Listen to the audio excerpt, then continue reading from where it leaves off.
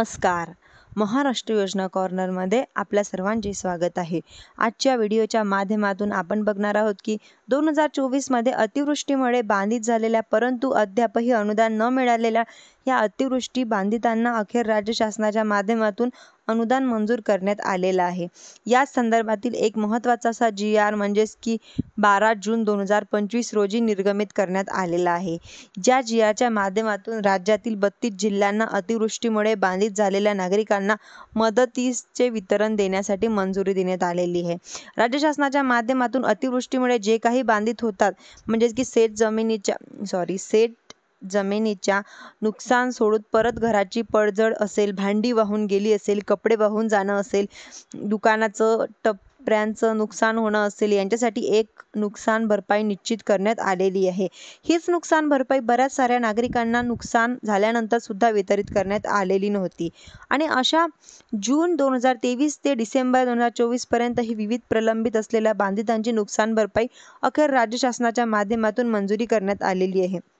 यांच्यामध्ये आपण पाहू शकतात की म्हणजेच की जून 2023 ते डिसेंबर 2024 या कालावधीमध्ये शेती पिके, शेत जमीन यांचे नुकसान वगळता इतर मालमत्ता आणि इतर नुकसानही करता मदत देण्याकरिता शासनाच्या माध्यमातून निधी मंजूर करण्यात आलेला आहे.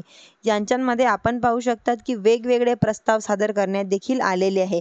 प्रस्तावाच्या अधीन राहून ही मदत देण्यात आलेली आहे. ज्यांच्यामध्ये नागपूर विभागातील गडचिरोली, नागपूर, चंद्रपूर, गोंदिया, वर्धा, भंडारा अशा विविध जिल्ह्यांसाठी वेगवेगळे प्रस्ताव या ठिकाणी देण्यात आलेले आहे.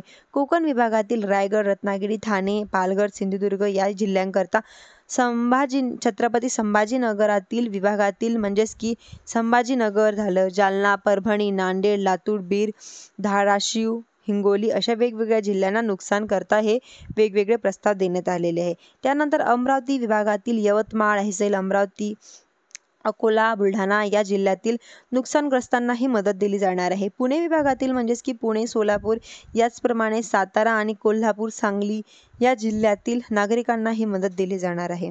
तर नाशिक विभागातील अहिल्यानगर झालं, नाशिक, धुळे, नंदुरबार, जळगाव या 5ही जिल्ह्यांना नागरिकांना ही मदत दिली जाणार आहे.